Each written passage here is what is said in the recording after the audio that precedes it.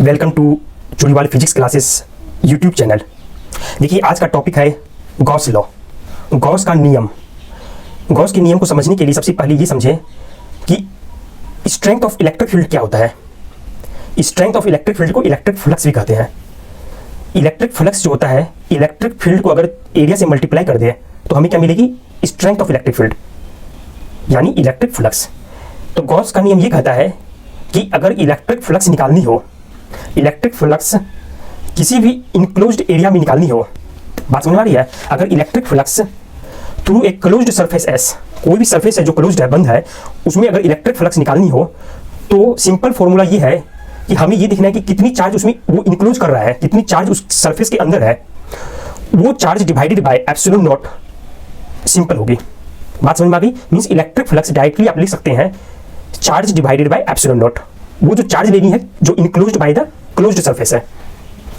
ये simple formula है, क्योंकि गॉस ने एक एक्सपेरिमेंट किया और देखा कि अगर चार्ज क्यू को लिया गया और स्फेरिकल उसमें क्लोज्ड कर दिया जाए तो वहां पर जब इलेक्ट्रिक फ्लक्स निकाला गया, electric flux means electric field multiplied by area, तो उसकी वैल्यू आ रही थी Q divided by epsilon not. वो जो क्यू थी वही इनक्लोज्ड थी उस सरफेस से।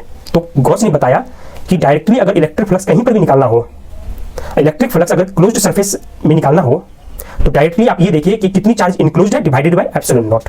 अब देखिए गॉस का जो फॉर्मूला है, या गॉस जो सरफेस लेता है उस सरफेस को कह देंगे गॉसियन सरफेस। अगर आप किसी वायर के लिए निकालना हो कि इलेक्ट्रिक फ्लक्स कितनी है तो डायरेक्टली आप सिलेंड्रिकल सरफेस लेंगे, Gaussian surface will be cylindrical.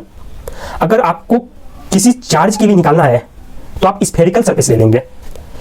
देखिए ये जो हम जो गॉसियन लॉ पढ़े हैं ये किसी भी क्लोज्ड सरफेस के लिए वैलिड है, चाहे किसी भी शेप का हो।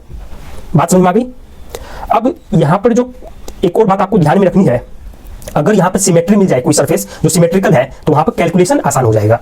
गॉस लॉ को आप सिंपल कह सकते हैं कि electric flux through a closed surface S equal to Q upon epsilon naught, जहां पर वेयर Q क्या है? Total charge enclosed by S।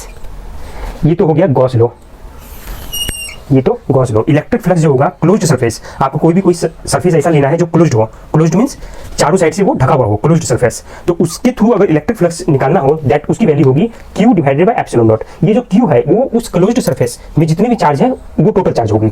अब इसको एग्जांपल से इसको समझना है, अगर समझना है आपको तो एक छोटा सा एग्जांपल लेंगे, एक स्फीयर लेंगे, है ना? ये स्फीयर है, स्फीयर में suppose Q charge is present at origin, ठीक है? ओरिजिन मींस आप ये समझ सकते हैं कि ये एक ऐसा जगह प्रेजेंट है सेंटर पर, स्फीयर के सेंटर पर टोटल चार्ज Q प्रेजेंट है। तो उस कंडीशन में एट ए डिस्टेंस R, है ना? क्योंकि स्फीयर है तो रेडियस तो सबकी इक्वल होगी, यहाँ से जो भी सेंटर से डिस्टेंस है दैट इज द रेडियस। तो इसके रेडियस पर अगर हमें ये निकालना हो, ये जो क्लोज्ड सरफेस है, स्फीयर है, उसके सरफेस से कितनी इलेक्ट्रिक फ्लक्स पास हो रही है, तो आप लिख सकते हैं the flux through an area element delta S is. Area element क्या है? इस स्मॉल एरिया, छोटा सा एरिया ले ले, है ना? स्मॉल एरिया डेल्टा एस, उसके लिए क्या होगा? डेल्टा फाई, है ना? Delta phi equal to E vector dot delta S. देखिए surface area is the vector. कैसे वेक्टर है? देखिए कोई भी जो एरिया है, सपोज ये व्हाइट बोर्ड इज एरिया, तो इसमें क्या है? ये प्लेन है, इट इज द प्लेन। तो इसमें एरिया जो है इसका जो वेक्टर होगा इसके नॉर्मल डायरेक्शन में होगा। क्यों ऐसा? क्योंकि ये सपोज एक्स एक्सिस है, ये अगर वाई एक्सिस है, तो ये दो एक्सिस तो यूनिक नहीं है, लेकिन इसमें अगर जेड एक्सिस इसके परपेंडिकुलर है, उसको आप डॉटेड से शो कर सकते हैं, ये जेड एक्सिस है, तो ये क्या है? इसके इस प्लेन के नॉर्मल है, तो this axis is the unique axis. तो ये जो एरिया वेक्टर है इसके नॉर्मल डायरेक्शन में जो भी वेक्टर पॉइंट करती है that is the vector of that area element. बात समझ में आ गई? उसी तरह से हम यहाँ जो फ्लक्स निकालना है, flux through an area element delta S, क्यों फ्लक्स का हम पीछे की क्लास में पढ़े हैं, ये फ्लक्स जो निकालते हैं वो इलेक्ट्रिक फील्ड और डेल्टा एस का मल्टीप्लिकेशन है ना? इलेक्ट्रिक फील्ड स्ट्रेंथ जो है वही तो है ये फ्लक्स, इलेक्ट्रिक फ्लक्स। तो ये स्मॉल एरिया के लिए कितना लाइन जाएगा, है ना? इलेक्ट्रिकल लाइंस ऑफ फोर्स कितनी जाएंगे यहाँ से इस स्मॉल एरिया के लिए, ये वैल्यू निकालेंगे, बाद में टोटल एरिया के लिए निकाल देंगे। इसको सर्कल नहीं समझिए, इट इज अ स्फीयर। तो E dot D delta S, ये जब आप करेंगे तो ये इलेक्ट्रिक फील्ड, इसकी वैल्यू होती है Q upon 4 pi epsilon naught R square. और ये क्या है, वेक्टर है, तो वेक्टर से आप शो करेंगे, यहाँ पर यूनिट वेक्टर आर ले ले, क्योंकि इसकी डायरेक्शन क्या होगी, रेडियल। यहाँ पर स्फीयर के केस में उसके एक सरफेस पर किसी कोई भी पॉइंट ले ले, सेंटर से वहां तक की जो वेक्टर होगी रेडियल डायरेक्शन में, उसी डायरेक्शन में इलेक्ट्रिक फील्ड की डायरेक्शन होगी। ओके, तो ये इलेक्ट्रिक फील्ड हो गई। इसको आप मल्टीप्लाई कर दे delta S, delta S is the area element. जो एरिया है उसको स्मॉल स्मॉल पार्ट में बहुत सारे एलिमेंट लिए गए हैं, उस एरिया एलिमेंट को डेल्टा एस से डिनोट किया गया है। तो आप इसको लिख सकते हैं dot delta S, as it is रहने दें। ये वेक्टर है तो वेक्टर से आप एरो से शो कर दें, यहाँ पर यूनिट वेक्टर नहीं है, दैट्स वाई यहाँ पर कैप से शो नहीं किया गया। ये हो गए।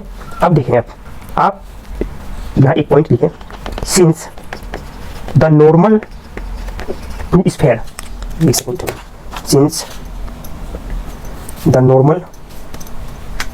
Normal to a sphere at every point is along the radius vector at that point।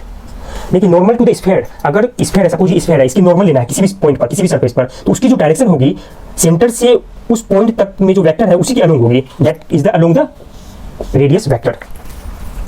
The area element delta S and R, ये क्या दोनों वेक्टर है, दो वेक्टर को एरो से शो कर दे। तो ये दो जो वेक्टर है area element delta S and, ये एरिया एलिमेंट हो गया delta S and R vector, ये द सेम डायरेक्शन है। तो डॉट प्रोडक्ट क्या होगा, actually E dot delta S, कोई भी वेक्टर ले ले, ए डॉट बी लेते हैं तो क्या लिखते हैं, A B cos theta, theta is the angle between two vector.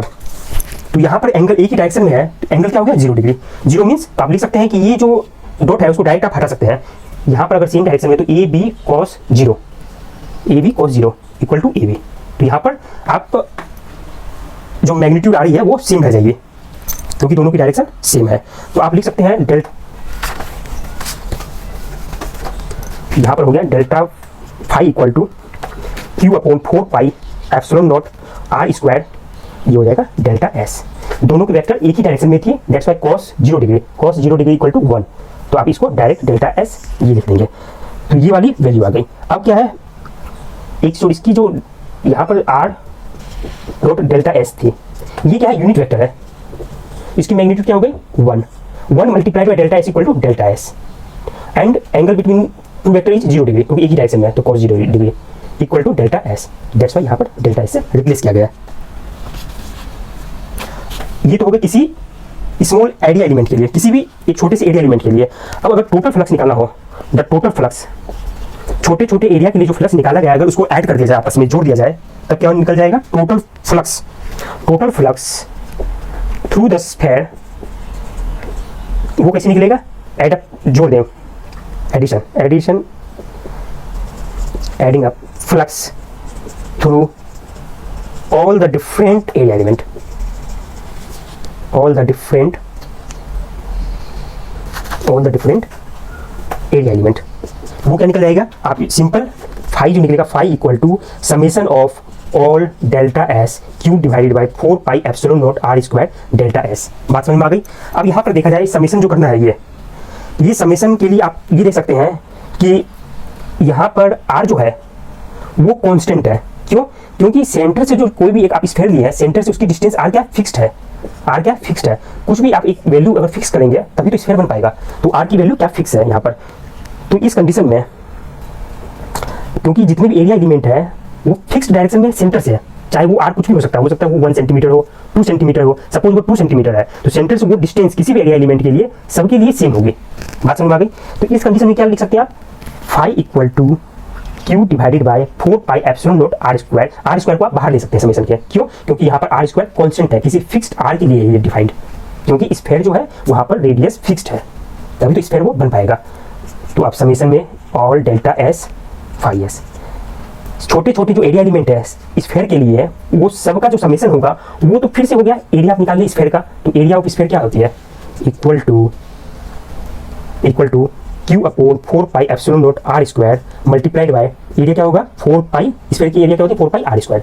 अब इसको जब आप सोल्व करेंगे, सोल्व क्या करेंगे, यहाँ पर कट हो जाएगा, देखिए आप 4 पाई दोनों जगह न्यूमरेटर एंड डिनोमिनेटर में, आर स्क्वायर बोथ साइड, तो Q upon epsilon not, Q upon epsilon not, ये क्या निकल गया, total electric flux, total electric flux through एक क्लोज्ड सरफेस। क्लोज्ड क्यों है, चारों साइड से सरफेस है, कोई भी एक ऐसा पॉइंट, कोई भी ऐसा एक लोकेशन नहीं है जहां से इलेक्ट्रिक फ्लक्स को इस एरिया से पास नहीं करना पड़े, तो चारों साइड में कर्व्ड सरफेस है।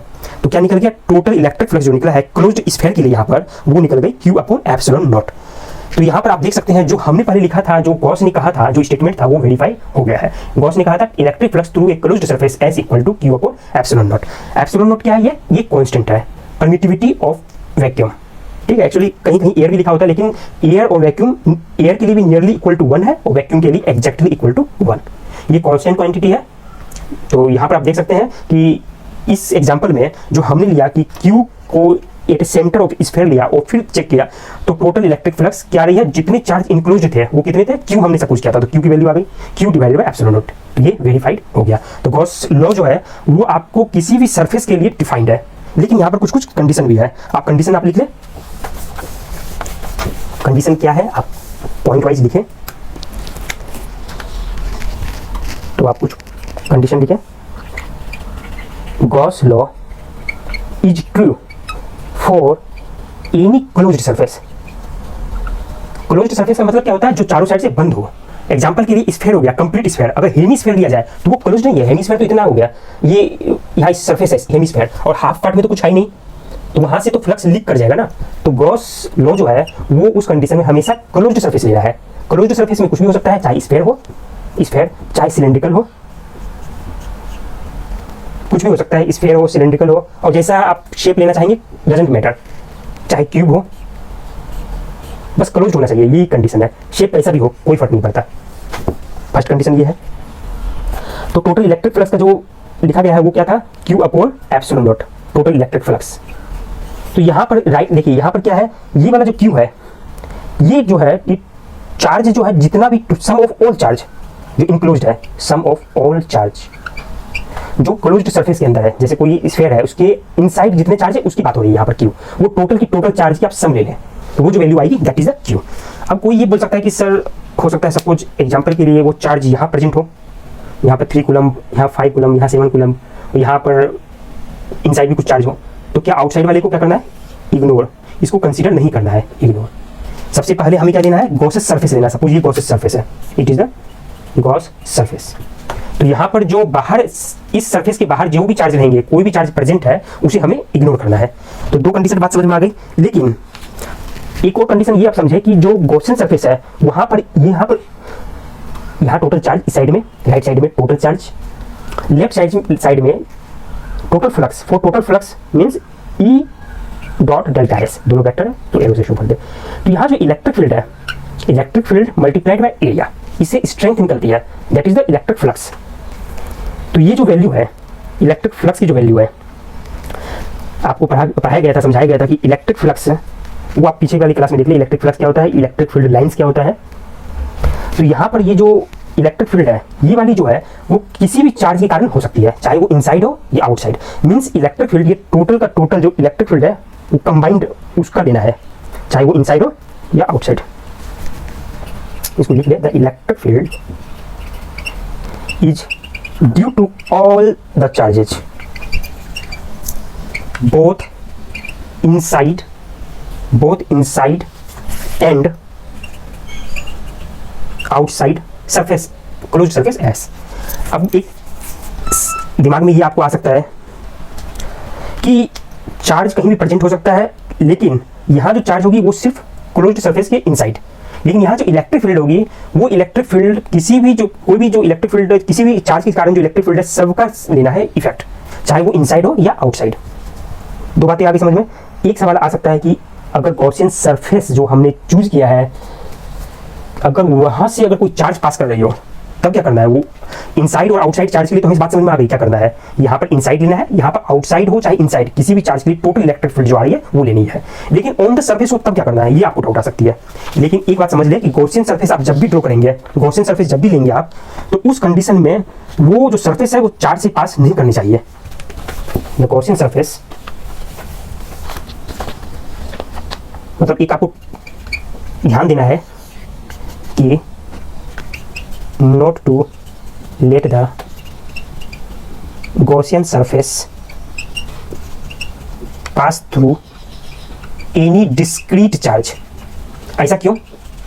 सिंपल सी बात है, पीछे के क्लास में आप देखे वहां भी समझाया गया था। डिस्क्रीट चार्ज अगर पास करे तो वहां इलेक्ट्रिक फील्ड क्या होती है? अनडिफाइंड। क्यों? इलेक्ट्रिक फील्ड का फॉर्मूला क्या? E divided by Q upon 4 pi epsilon not R square. जब चार्ज की लोकेशन से ही इलेक्ट्रिक फील्ड निकालनी है तो R की वैल्यू 0।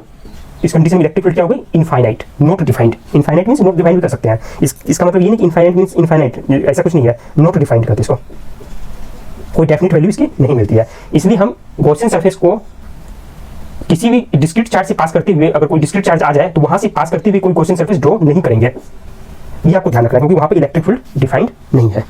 इतनी बात आगे समझ में। लेकिन अगर वहां पर कंटिन्यूअस चार्ज हो तब तो कोई टेंशन नहीं है। कंटिन्यूअस चार्ज की कंडीशन में आप उसको पास करते हुए ले सकते हैं, वहां कोई टेंशन नहीं है।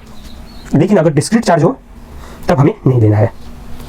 और एक और पॉइंट आप लिख सकते हैं कि जब जब सिमेट्री वाली कंडीशन आएंगे, हो सिमेट्रिकल कंडीशन, चाहे वो एक्सिस के अबाउट सिमेट्री हो चाहे किसी पॉइंट के अबाउट सिमेट्री हो, तो वहां कैलकुलेशन आसान हो जाएगा अगर आप गॉस लॉ से सॉल्व करेंगे। Calculation, easy calculation. Gauss law से आप जब अगर इलेक्ट्रिक फील्ड की वैल्यू निकालनी हो, गॉस लॉ अप्लाई करेंगे तो अगर सिमेट्री वाली कंडीशन कहीं आ रही है, एग्जांपल के लिए कोई इनफाइनाइट लेंथ की वायर हो या कोई चार्ज प्रेजेंट हो किसी पॉइंट पर, तो यहाँ पर स्फीयर आप ले ले तो सिमेट्री आ गई ना। यहाँ से किसी भी पर्टिकुलर डिस्टेंस पर देखें तो इक्वल डिस्टेंस है, पर्टिकुलर लोकेशन पर डिस्टेंस सेम है। या आप इनफाइनाइट वायर ले ले तो ये जो एक्सिस है इसके अबाउट किसी भी लोकेशन पर सिमेट्री आपको मिल रही है, तो उस कंडीशन में इजी कैलकुलेशन होता है। But Gauss law is applicable everywhere. Applicable तो कहीं भी है, applicable for any shape of Gaussian surface. Gaussian surface क्यों बोला गया? कि गॉस लॉ को अप्लाई करने के लिए जो भी सरफेस आप ले रहे हैं that is called Gaussian surface. Applicable for any shape of Gaussian surface. लेकिन कैलकुलेशन अगर आसान करना है तब आप सिमेट्री देखेंगे, जहां सिमेट्री है वहां आप लगा दें गॉसियन लॉ।